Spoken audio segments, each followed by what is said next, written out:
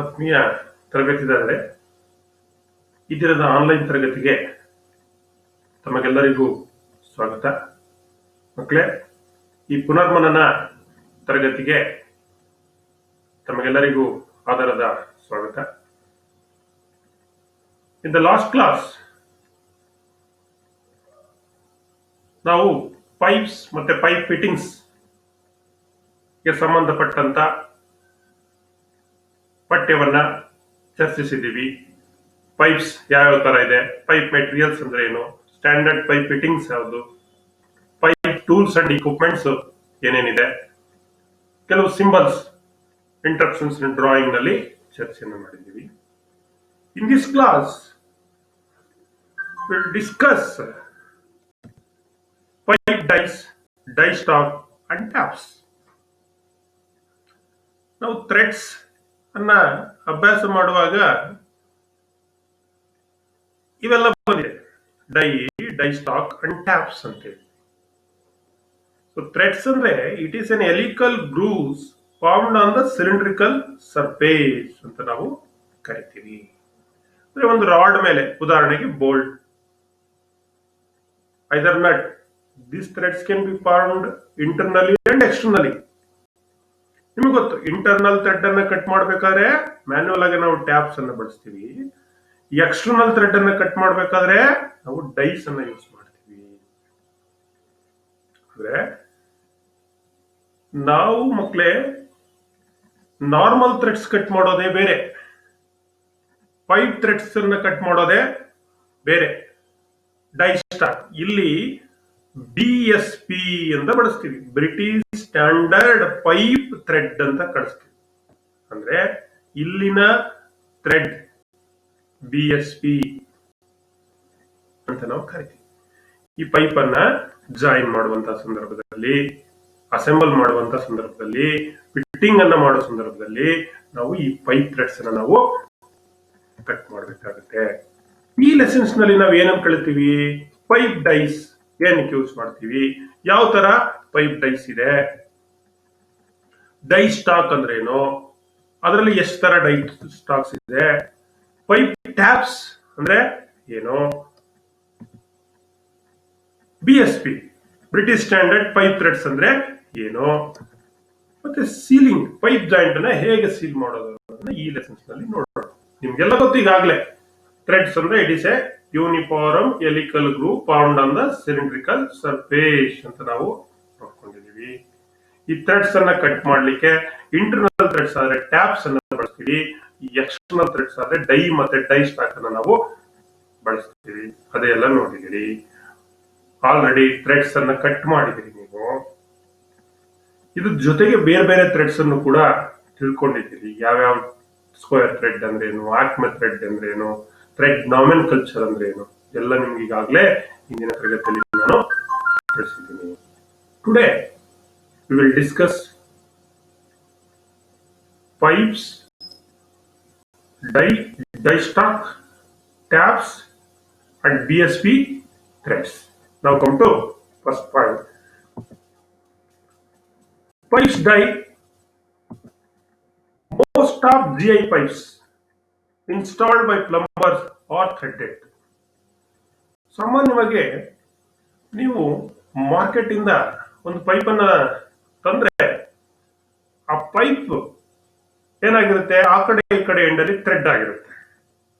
Unless otherwise cut ಮಾಡಿದ್ರೆ thread ಇರಲ್ಲ, ಪೂರ್ತಿ ಲೆಂತ್ ಅನ್ನ ನೀವು ತಂದಾಗ. ಬಟ್ ಈ pipes are also available in length of 6 metre. Standard length pipe ಎಷ್ಟು ಉದ್ದ ಇರುತ್ತೆ ಅಂದ್ರೆ 6 ಮೀಟರ್ ಇರುತ್ತೆ.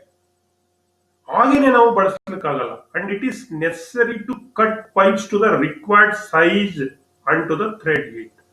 ನಮಗೆ ಎಷ್ಟು ಉದ್ದ ಬೇಕೋ ಅಷ್ಟು ಉದ್ದ ಪೈಪ್ ಅನ್ನ ಕಟ್ ಮಾಡಿ ನಾವು ಥ್ರೆಡ್ ಅನ್ನ ಮಾಡಬೇಕಾಗುತ್ತೆ. ಯಾವುದಕ್ಕೆ, GI ಪೈಪ್ ಆದ್ರೆ galvanised, GI pipe is called galvanised iron pipes ಅಂತ ನಾವು ಕರಿತೀವಿ.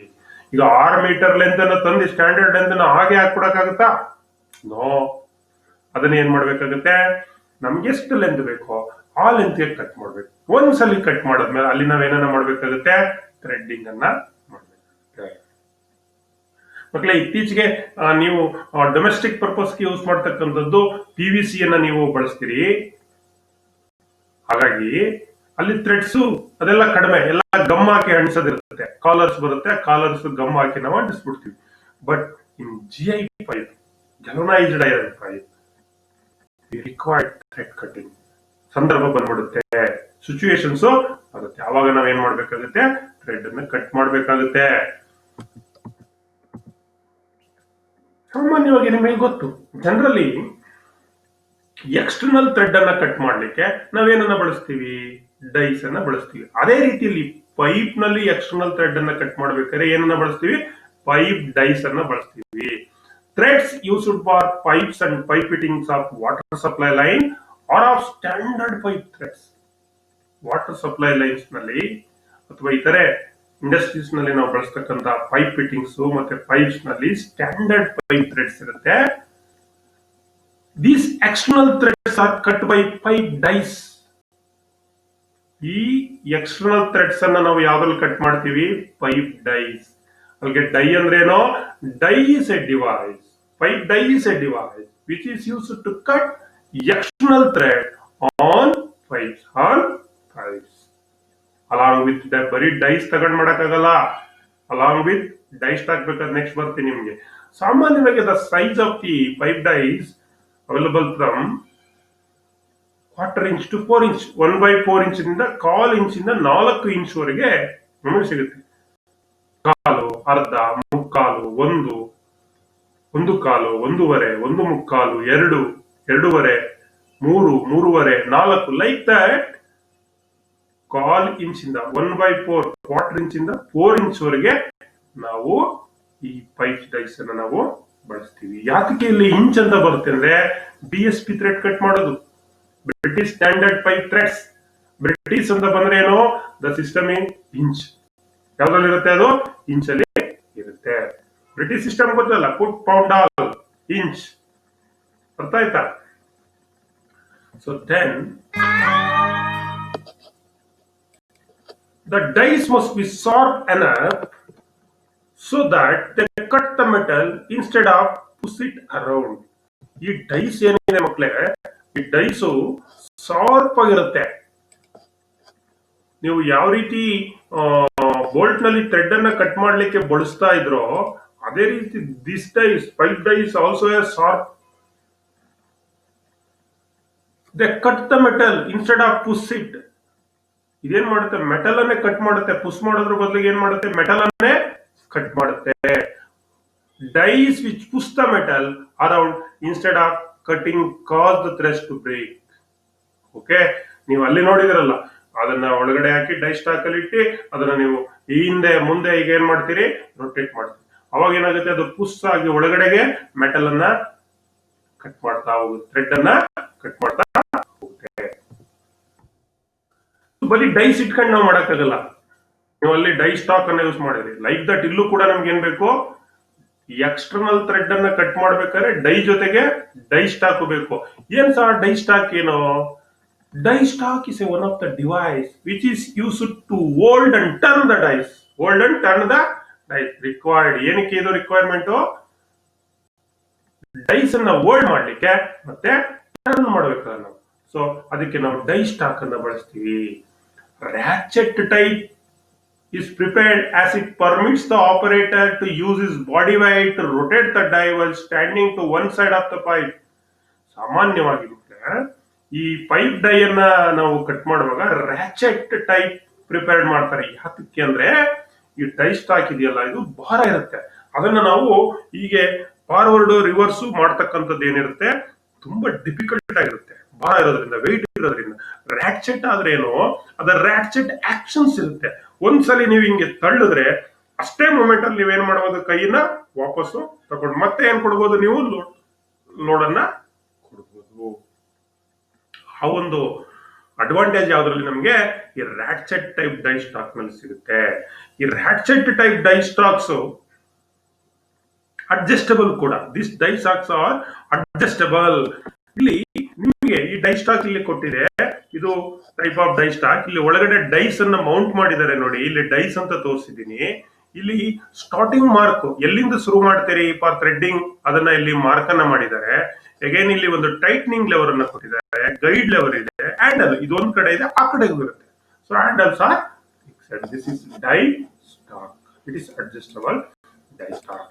ಇನ್ನು ಡೈ ಸೆಟ್ಸ್ ಅಂತ ಬರುತ್ತೆ. ಈಗ ನಾವು ಡೈಸ್ ಅಂದ್ರೆ it is a tool which is used for cutting external thread on pipes along with die stock. ಬೇಕೇ ಬೇಕು ಇದನ್ನ ಹೋಲ್ಡ್ ಮಾಡ್ಲಿಕ್ಕೆ ಮತ್ತೆ ರೊಟೇಟ್ ಮಾಡ್ಲಿಕ್ಕೆ ಡೈ ಸ್ಟಾಕ್ ನಮಗೆ ಬೇಕೇ ಬೇಕು. ಡೈ ಸೆಟ್ ಅಂತ ಕರೀತೀವಿ. Every die is clearly marked with thread type and range of pipe which it is suitable. ಪ್ರತಿಯೊಂದು ಡೈ ನಲ್ಲಿ ನೋಡಿ ಇದೆಲ್ಲ ಡೈ ಸೆಟ್ ಇದು, ಇದನ್ನೊಳಗಡೆ ಫಿಕ್ಸ್ ಮಾಡ್ಕೊಳ್ಳಿ.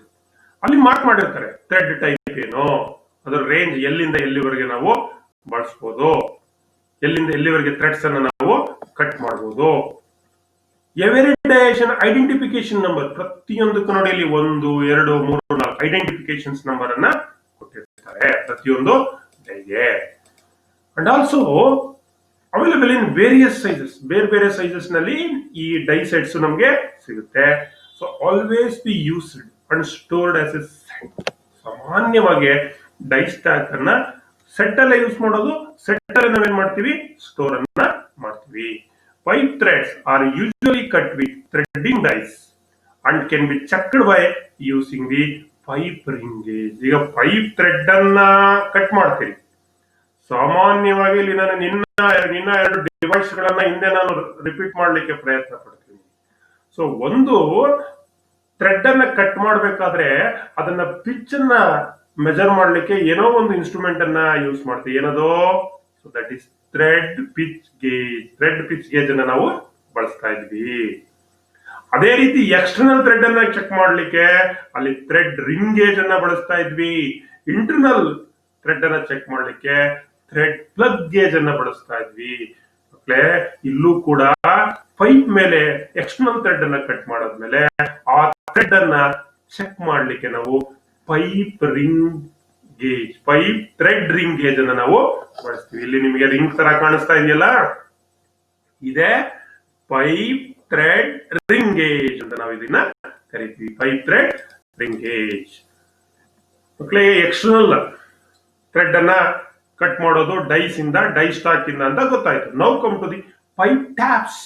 ಪೈಪ್ ಟ್ಯಾಪ್ಸ್ ಈಗ ಗೊತ್ತು. Tap is a internal thread cutting tool. Tap is a internal thread cutting tool. It is available in step, first tap, second tap, third tap, taper tap, intermediate tap, bottoming ಅಥವಾ finishing tap ಅಂತ ನಾವು ಕರೆದಿದ್ದೀವಿ. Tap ಅನ್ನ drive ಮಾಡ್ಲಿಕ್ಕೆ ಏನ್ ಬೇಕು? ಇಲ್ಲಿ ಡೈಗೆ dye stock ಆಗೋ tap ಅನ್ನ ಡ್ರೈವ್ ಮಾಡ್ಲಿಕ್ಕೆ ನಮ್ಗೆ ಏನ್ ಬೇಕು? ಟ್ಯಾಪ್ ರೆಂಚ್ ಬೇಕು. ಏನ್ ಬೇಕು? ಟ್ಯಾಪ್ ರೆಂಚ್ ಬೇಕು. ಅಂದ್ರೆ ಟ್ಯಾಪ್ಸ್ ಅಂತ ನಿಮ್ಮ ಮನೆಗೆ ಮನಸ್ಸಿಗೆ ಬಂದ ತಕ್ಷಣ ನೀವು ಏನೇನ ಯೋಚನೆ ಮಾಡ್ಬೇಕು? ಸೊ ಟ್ಯಾಪ್ಸ್ ಅಂದ್ರೆ ಇಂಟರ್ನಲ್ ಥ್ರೆಡ್ ಅನ್ನ ಕಟ್ ಮಾಡ್ಲಿಕ್ಕೆ ಯೂಸ್ ಮಾಡ್ತಾರೆ. ಅದೇ ರೀತಿ ಮಕ್ಕಳೇ, ಪೈಪ್ ಟ್ಯಾಪ್ಸ್ ನ ಯಾಕೆ ಯೂಸ್ ಮಾಡ್ತೀವಿ ಅಂದ್ರೆ, pipe tap is a device which is use to cut internal threads. Internal pipe threads are cut with standard pipe taps. ಇಲ್ಲಿರ್ತಕ್ಕಂಥದ್ದು ಪೈಪ್ ಟ್ಯಾಪ್. ಈ ಪೈಪ್ ಟ್ಯಾಪ್ ಅನ್ನ ಯೂಸ್ ಮಾಡಿಕೊಂಡು ನಾವು ಇಂಟರ್ನಲ್ ಥ್ರೆಡ್ ಅನ್ನ ನಾವು ಕಟ್ ಮಾಡ್ತೀವಿ. ಪೈಪ್ ಥ್ರೆಡ್ ಪ್ಲಗ್ ಗೇಜ್ ನೋಡಿ, ಇಲ್ಲಿ ನಿಮ್ಗೆ ಚಿತ್ರದಲ್ಲಿ ಇದೆ, ಇದು ಟ್ಯಾಪ್ಸ್. ಇಲ್ಲಿ ಪಕ್ಕ ಚಿತ್ರದಲ್ಲಿ ಕೊಟ್ಟಿರೋದು ಅಲ್ಲಿ ರಿಂಗ್ ಥ್ರೆಡ್ ರಿಂಗ್ ಗೇಜ್ ಅನ್ನ ನೋಡಿದ್ರಿ, ಇಲ್ಲಿ ಥ್ರೆಡ್ ಪ್ಲಗ್ ಗೇಜ್ ಅನ್ನ ನಾವು ನೋಡ್ತಾ ಇದೀವಿ. So these pipe thread plug gauge should be used to check the internal pipe threads. ಈ ಥ್ರೆಡ್ ಪ್ಲಗ್ ಗೇಜ್ ಏನಿದೆ ಇದು ಇಂಟರ್ನಲ್ ಥ್ರೆಡ್ಸ್, ಪೈಪ್ ಥ್ರೆಡ್ಸ್ ಅನ್ನ ಚೆಕ್ ಮಾಡ್ಲಿಕ್ಕೆ ನಾವು ಬಳಸ್ತೀವಿ. ಇಲ್ಲಿ ಒಂದು ನಾಚ್ ಅನ್ನ ಕೊಟ್ಟಿದ್ದೇನೆ.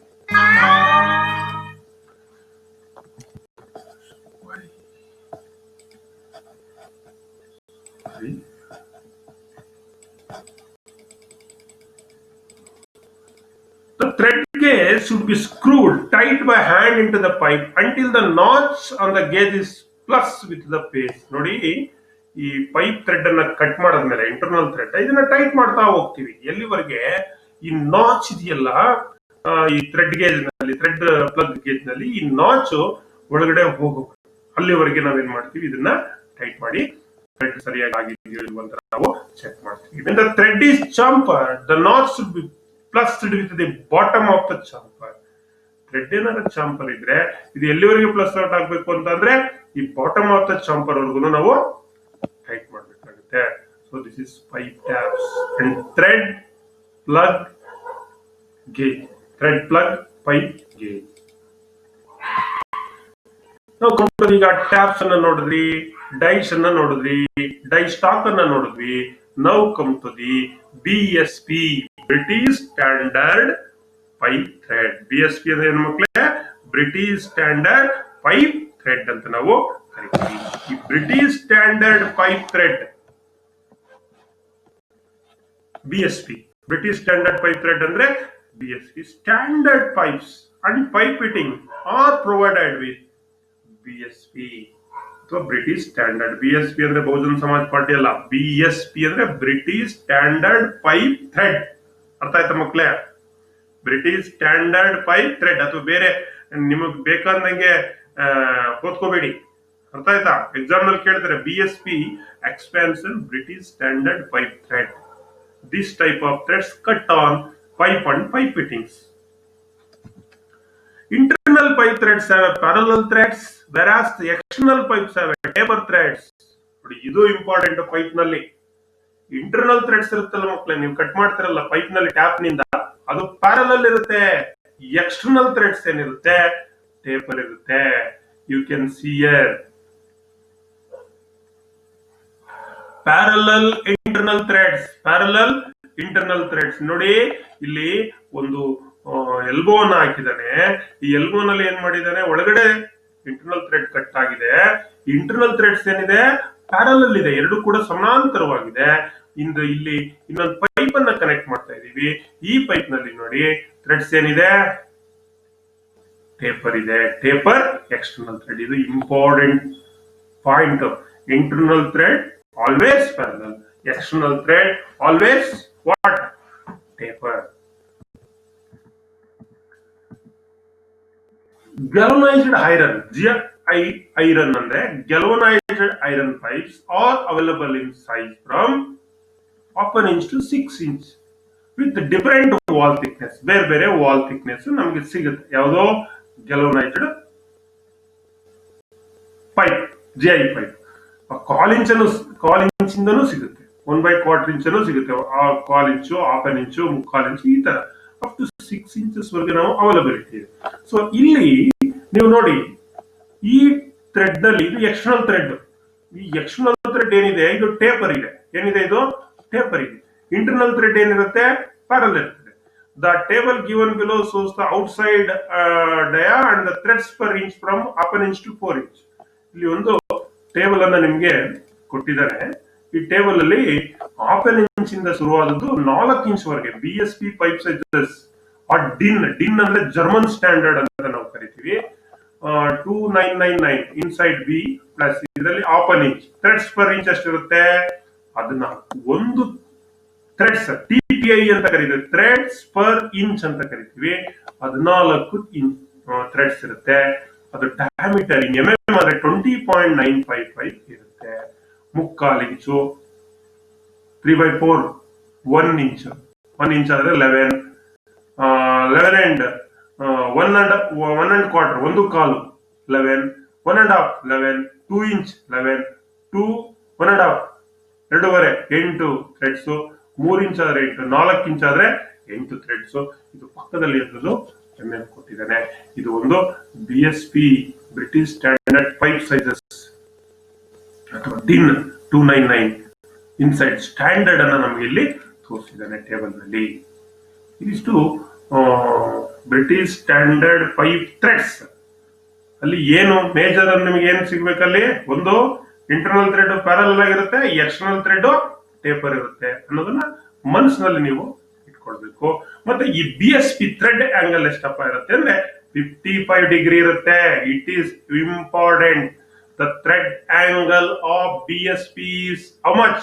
55 ಡಿಗ್ರಿ, 55 ಡಿಗ್ರಿ ಇರುತ್ತೆ. ಸೊ ಪೈಪ್ ಅನ್ನ ನೀವು ಥ್ರೆಡ್ ಮಾಡಿರ್ತೀರಿ, ಇಂಟರ್ನಲ್ ಥ್ರೆಡ್, ಎಕ್ಸ್ಟರ್ನಲ್ ಥ್ರೆಡ್, ಅದನ್ನೇನ್ ಮಾಡ್ತೀರಿ? ಟೈಪ್ ಮಾಡ್ತೀರಿ. ಅಲ್ಲಿ sealing is very very important.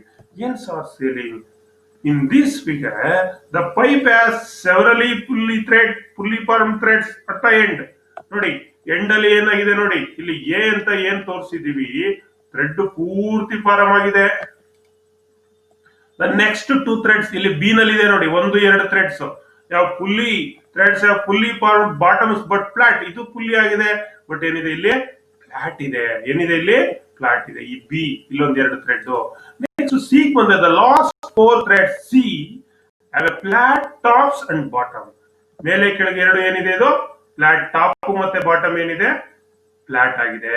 Crest ಮತ್ತೆ root, what I told, crest and root are flat. ಇಲ್ಲಿ ಎ ನಲ್ಲಿ ಫುಲ್ಲಿ ಫಾರ್ಮ್ ಥ್ರೆಡ್, ಬಿ ನಲ್ಲಿ ಫ್ಲಾಟೆಡ್ ಟಾಪ್ಸ್, ಮೇಲ್ಗಡೆ ಏನಿದೆ ಕ್ರೆಸ್ಟ್ ಏನಿದೆ ಫ್ಲಾಟ್ ಇದೆ, ರೂಟ್ ಏನಿದೆ ನಾರ್ಮಲ್ ಇದೆ. ಸಿ ನಲ್ಲಿ ಕ್ರೆಸ್ಟ್ ಫ್ಲಾಟ್, ರೂಟ್ ಕೂಡ ಫ್ಲಾಟ್ ಇರೋದನ್ನ ನಾವು ನೋಡಬಹುದು. ಸೊ ಇದನ್ನ ಸೀಲಿಂಗ್ ಮಾಡಬೇಕು. ಇದನ್ನ ಯಾಕೆ ಈ ರೀತಿ ಪ್ರೊವೈಡ್ ಮಾಡಿದ್ದಾರೆ ಪೈಪ್ ಜಾಯಿಂಟ್ ನಲ್ಲಿ ಅಂದ್ರೆ, ಯು ಕ್ಯಾನ್ ಸಿ ಇದು ಲಾಕ್ ಆಗುತ್ತೆ. ಇದು ಇನ್ಸೈಡ್ ಏನಿರುತ್ತೆ ಪ್ಯಾರಲಲ್ ಇರುತ್ತೆ. ಎಕ್ಸ್ಟರ್ನಲ್ ಥ್ರೆಡ್ ಈಗ ನಾವು ತೋರಿಸೋದು ಏನಿರುತ್ತೆ ಅದು ಟೇಪರ್ ಇರುತ್ತೆ. ಯಾಕೆ ಹಾಗೆ ಅಂದ್ರೆ, so parallel female threads, tapered male threads. ಇದು ಮೇಲ್ಗಡೆ ಇರತಕ್ಕಂಥದ್ದು parallel female threads, internal thread. ಇದು ಎರಡನೇ ಚಿತ್ರದಲ್ಲಿ ಇರತಕ್ಕಂಥದ್ದು tapered male thread, external threads. ಈ ಮಧ್ಯೆ ಹಾಕಿದಾರಲ್ಲ ಅದನ್ನ ಏನಂತ ಕರಿತೀವಿ ನಾವು, ಎಂಪ್ ಪ್ಯಾಕಿಂಗ್ ಅಂತ ಕರಿತೀವಿ. ಇದು ಸೆಣಬಿನ ನಾರು ಅಥವಾ ದಾರ, ಅದಕ್ಕೆ ಒಂದು ಲಿಕ್ವಿಡ್ ಹಾಕಿ ನಾವೇನ್ ಮಾಡ್ತೀವಿ, ಸುತ್ತೀವಿ. ಈಗೆಲ್ಲ ಬೇರೆ ಬೇರೆ ಟೇಪ್ ತರ ಎಲ್ಲ ಬಂದಿದೆ, ಅದಕ್ಕೆ ನಾವು ಸೀಲಿಂಗ್ ಮಾಡ್ಲಿಕ್ಕೆ. So these packing is used to ensure that any small space between the two metal threads is sealed to prevent the leakage. ಇವೆರಡರ ನಡುವೆ ಏನಾದ್ರು ಸಣ್ಣ ಪುಟ್ಟ ಗ್ಯಾಪ್ ಏನಾದ್ರು ಇದ್ರೆ ಅದನ್ನ ನಾವು ಹಾಕಿರೋದ್ರಿಂದ ಏನಾಗುತ್ತೆ, ಅದು ಬಂದ್ ಆಗುತ್ತೆ. ಅಲ್ಲಿಂದ ಯಾವುದೇ ಲೀಕೇಜ್ ಬರಲ್ಲ, ಪ್ರಿವೆಂಟ್ ಆಗುತ್ತೆ, ಲೀಕೇಜ್ ಆಗೋದನ್ನ ತಪ್ಪಿಸುತ್ತೆ. ಅದಕ್ಕೆ ನಾವು ಎಂಪ್ ಪ್ಯಾಕಿಂಗ್ ಹಾಕಿ ನಾವೇನ್ ಮಾಡ್ತೀವಿ, ಸೀಲಿಂಗ್ ಅನ್ನ ನಾವು ಮಾಡ್ತೀವಿ. ಸೊ ಮಕ್ಕಳೇ, ಇಲ್ಲಿವರೆಗೆ ನಾವು ಪೈಪ್ ಮತ್ತೆ ಪೈಪ್ ಥ್ರೆಡ್ಸ್ ಅನ್ನ ಹೇಗೆ ಕಟ್ ಮಾಡೋದು, internal thread, external thread, BSP ಅಂದ್ರೇನು, BSP ಹ್ಯಾಂಗಲ್ ಅಂದ್ರೇನು. ಈಗ ಪೈಪ್ ಥ್ರೆಡ್ಡಿಂಗ್ ಕಟ್ ಮಾಡ್ತಕ್ಕಂಥದ್ದು, ಎಕ್ಸ್ಟರ್ನಲ್ ಥ್ರೆಡ್ ಕಟ್ ಮಾಡ್ಲಿಕ್ಕೆ ಡೈ ಸ್ಟಾಕ್ ಬಳಸ್ತೀವಿ. ಇಂಟರ್ನಲ್ ಥ್ರೆಡ್ ಕಟ್ ಮಾಡ್ಲಿಕ್ಕೆ ಟ್ಯಾಪ್ಸ್ ಅನ್ನ ನಾವು ಯೂಸ್ ಮಾಡ್ತೀವಿ. BSP ಅಂತ ಅಂದ್ರೆ ಬ್ರಿಟಿಷ್ ಸ್ಟ್ಯಾಂಡರ್ಡ್ ಪೈಪ್ ಥ್ರೆಡ್ ಅಂತ ಕರಿತೀವಿ. BSP ಥ್ರೆಡ್ ಆಂಗಲ್ ಎಷ್ಟಿರ್ತದೆ ಅಂದ್ರೆ 55 ಡಿಗ್ರಿ, 55 ಡಿಗ್ರಿ ಇರುತ್ತೆ. ಇದನ್ನ ನೆನಪಿನಲ್ಲಿ ಯಾವಾಗಲೂ ಇಟ್ಕೋಬೇಕು. ಮತ್ತೆ ಸೀಲಿಂಗ್ ಜಾಯಿಂಟ್ ಆಗಿರುತ್ತೆ. Parallel threads, internal threads parallel ಇರುತ್ತೆ, ಎಕ್ಸ್ಟರ್ನಲ್ ಥ್ರೆಡ್ ಟೇಪರ್ಸ್ ಇರುತ್ತೆ ಅನ್ನೋದನ್ನ ಈಗ ನೋಡಿದ್ದೀವಿ. ಇದು ಕೆಲವು ಪ್ರಶ್ನೆಗಳನ್ನ ಇಲ್ಲಿ ನಿಮ್ ಮುಂದೆ ಈಗ ಟೆಸ್ಟ್ ಐಟಮ್ಸ್ ಏನ್ ಬರ್ಬೋದು ನಿಮಗೆ ನೋಡ್ತಾ ಹೋಗೋಣ. ಒಂದು choose the correct answer, multiple choice question. The include angle of pipe thread is ಎಷ್ಟು? ಈಗ ತಾನೇ ಹೇಳಿದೀನಿ 60, 47, 55, 45, which is correct? So 55 degree. ಹಂಗಾದ್ರೆ ಯಾವ್ದು correct? C is correct. Yes, answer C. GI pipes are available in standard length of ಎಷ್ಟು metre? 6 metre. ಎಷ್ಟು metre ಇರುತ್ತದೆ? 6 metre. ಎಷ್ಟು ಮೀಟರ್ ಇರುತ್ತೆ? 6 ಮೀಟರ್. ಇದು ಇಂಪಾರ್ಟೆಂಟ್. ಇವೆರಡೂ ಕ್ವಶನ್ಸ್ ಯಾವ್ದಲ್ಲಿ correct answer? C is the correct. ಇವೆರಡೂ ಕ್ವಶನ್ಸ್ ಪರೀಕ್ಷೆನಲ್ಲಿ ಬೇಕಾದಷ್ಟು ಸಲ ರಿಪೀಟ್ ಆಗೋಗಿದೆ. ಒಂದೊಂದು ಕ್ವಶನ್ ನೆನಪಿನಲ್ಲಿ ಇಟ್ಕೊಂಡ್ರೆ ನಿಮ್ ಜೋಬ್ನಲ್ಲಿ 3 ಮಾರ್ಕ್ಸ್ ಇದ್ದಾಗೆ. The standard pipe fittings are provided with threads conforming with. ಸಾಮಾನ್ಯವಾಗಿ ಮಕ್ಕಳೇ ಪೈಪ್ ಥ್ರೆಡ್ಸ್ ಅಂತ ಬಂದ ತಕ್ಷಣ ಪಟ್ ಅಂತ ನೀವೇನ್ ಹೇಳ್ಬೇಕು? BSP, British standard pipe thread. ನೋಡಿ ಇಲ್ಲಿ BA ಕೊಟ್ಟಿದ್ದಾನೆ, ಅದೇ ಬೇರೆ 47.5 ಡಿಗ್ರಿ. BSW ಕೊಟ್ಟಿದ್ದಾನೆ, standard white thread, British standard white thread, ಅದು 55 ಡಿಗ್ರಿ, ಅದೇ ಬೇರೆ. ಮೆಟ್ರಿಕ್ ಬೇರೆ 60 ಡಿಗ್ರಿ ಇರುತ್ತೆ, ಜನರಲ್ ಥ್ರೆಡ್ಸ್. ಬಟ್ ಪೈಪ್ ಅಂದ್ರೆ ಒಂದೇ, that is BSP, which is correct answer. C is the correct answer. ಎಷ್ಟಿರುತ್ತೆ angle? 55 degree. The external threads on GI pipes cut easily by. External threads pipe ನಲ್ಲಿ, GI pipe ನಲ್ಲಿ ಯಾವುದೆಲ್ಲ ಈಸಿಯಾಗಿ cut ಮಾಡಬಹುದು? Tap side, die and die stock, central layer, thread rollers. Die and die stock. B is the correct answer. Match the parts of the die stock with the sketch given below. ಇಲ್ಲಿ ಕೊಟ್ಟಿದ್ದಾನೆ ಮಕ್ಕಳಿಗೆ handle 1L. ಯಾವ್ದಪ್ಪ handle ಇಲ್ಲಿ? E is the handle. ಒಂದು ಈ ಎರಡನೇದು guide lever. Which is guide lever? D is the guide lever. ಇಲ್ಲಿ ಕೆಳಗಡೆ ಇದೆಯಲ್ಲ ಇದು ಗೈಡ್ ಲೆವರ್. ಡೈ ನೋಡಿ ಇಲ್ಲಿ ಕೊಟ್ಟಿದ್ದಾರೆ ನೋಡಿ, B die. Tightening lever. Which is tightening lever? C ಇಲ್ಲಿದೆ ನೋಡಿ ಈ ಕಡೆ tightening lever. Starting mark threading ಇಲ್ಲಿದೆ A. So like that you can match the sketch. ಮಕ್ಕಳೇ ಇಲ್ಲಿವರೆಗೆ pipe threads, BSP standard, external thread, internal thread, sealing of pipes, some questions asking in the examinations, multiple choice questions ಅನ್ನ ನೋಡಿದೀವಿ. So ಇದಕ್ಕೆ ಸಂಬಂಧಪಟ್ಟಂತೆ ನಿಮಗೆ second year ನಿಮಿನಲ್ಲಿ week number 71 ನಿಮಿ book ನಲ್ಲಿ ಮಾಹಿತಿ ಇದೆ. ಮತ್ತೆ ಅದಕ್ಕೆ ಸಂಬಂಧಪಟ್ಟಂತ ಅಸೈನ್ಮೆಂಟ್ ಕೂಡ ಇದೆ ನಿಮಗೆ. ಅಸೈನ್ಮೆಂಟ್ ಬುಕ್ ನಲ್ಲಿ ಎಲ್ಲ ಪ್ರಶ್ನೆಗಳಿಗೆ ನೀವು ಉತ್ತರವನ್ನ ಕಂಡುಕೊಳ್ಳಿ, ಆನ್ಸರ್ ಮಾಡಿ. ಏನೇ ಡೌಟ್ಸ್ ಇದ್ರು ನನ್ನ ಹತ್ರ ನೀವು ಕ್ಲಾರಿಫೈ ಮಾಡಿ. Thanks to one and all for hearing us till now. ಎಲ್ಲರಿಗೂ ಒಳ್ಳೆಯದಾಗ್ಲಿ. ಧನ್ಯವಾದಗಳು. ಎಲ್ಲರಿಗೂ ಒಳ್ಳೆಯದಾಗ್ಲಿ. ಮತ್ತೊಮ್ಮೆ ಧನ್ಯವಾದ.